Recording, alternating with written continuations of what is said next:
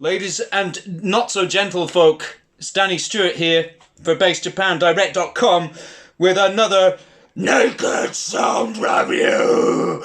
And this one is going to be very metal, as you can see, because I've got this bloody monster of a bass here, which is made by ESP. Originally I wasn't going to do a review on it, but I thought, seeing as it's a high-end bass made by ESP and it's not one that I've actually had through before, I thought I might as well document it.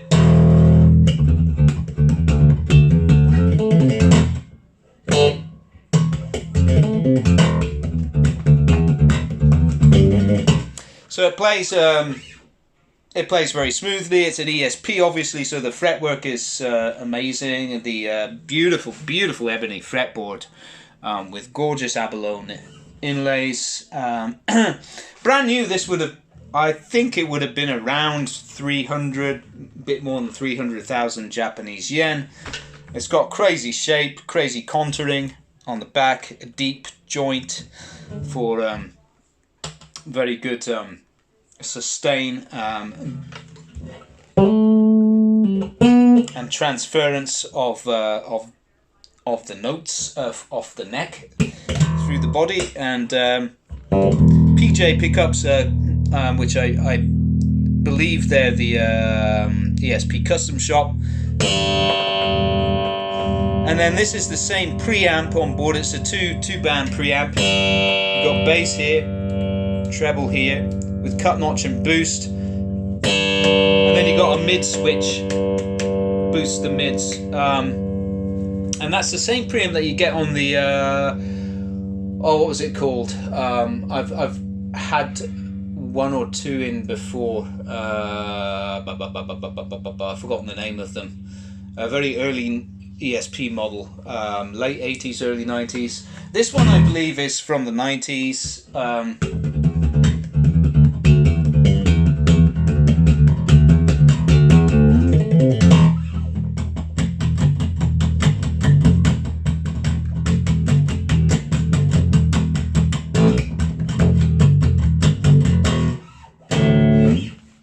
Yeah, it's very metal.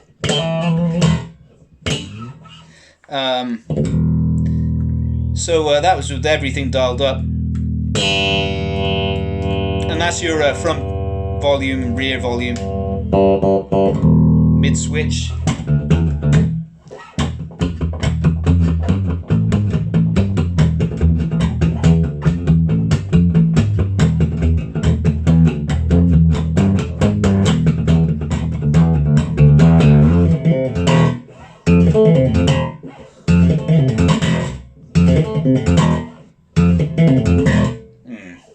Something like that. A little bit of an idea for maybe a metal tune.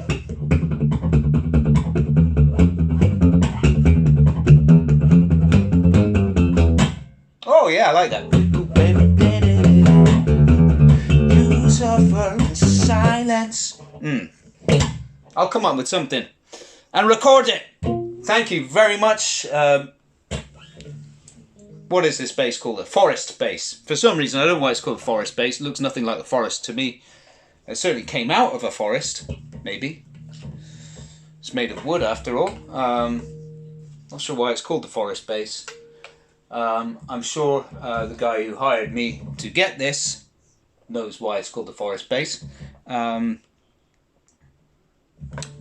wow, the bridge is countersunk.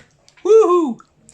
So, oh yeah, it's a nice bridge too. Oh yeah, that's very neatly done. So, despite its looks not being my kind of thing,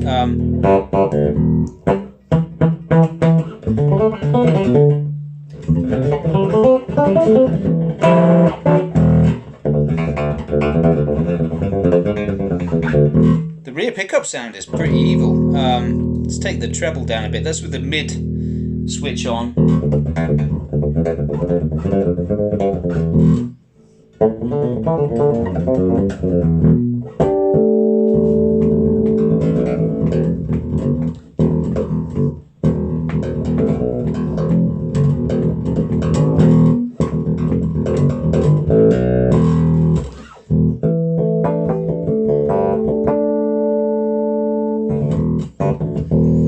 That's cool.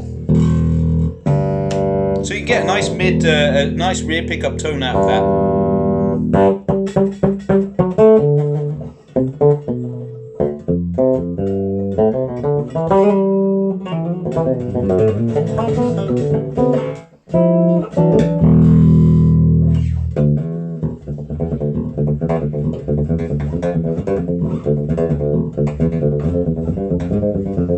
Oh, that was the line, yeah. Oh, yeah. Oh, I like that. Ah.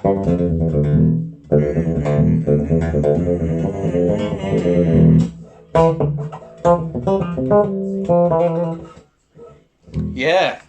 Yeah, it's a very playable bass. And then the front pickup. Let's go with everything dialed up.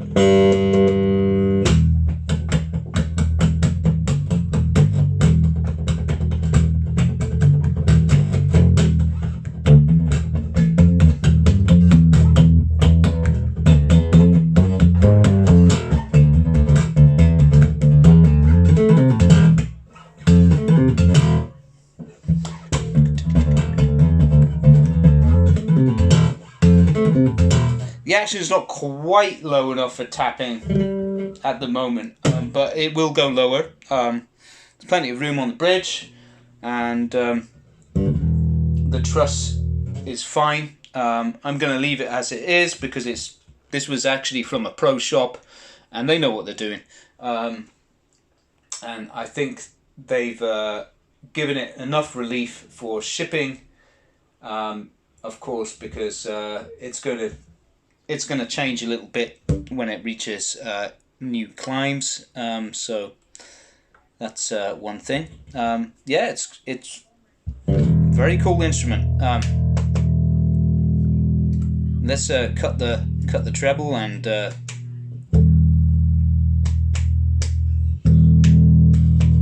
boost the mids.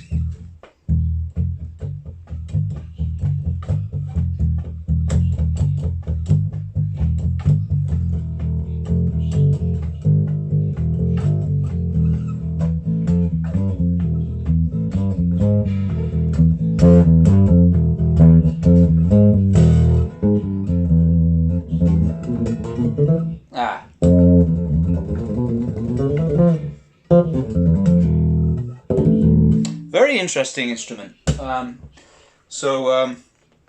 Yeah, that's it. I just wanted to share that with you guys because I thought it was. I mean, you know, it's not definitely not my taste. I don't go in for these crazy shapes, but I do like the materials, and the construction is very good, and I think it sounds pretty good as well. It's a good instrument, of course. ESP made it, so you know, it's all handmade here in Japan at their craft house factory. So that's it, guys. So thanks a lot for watching, and if you're interested in getting similar, do follow the link below to my Bass Hunter page, and watch out for a new tune based on the riff that I just... This bass just gave me that riff, basically. Although, I mean, it's most likely a pretty cliche riff. I mean, I think a lot of metal uses that same scale, which is basically it's using a diminished scale or altered minor scale. It's nothing new, or like a Phrygian, a super Locrian or Phrygian mode or something like that. So yeah, it's nothing new. I'm not saying it's anything new, but I kind of like that riff, so I'm going to develop it. So I'll let you know if I get that released. All right, guys. See you again next time. Cheers.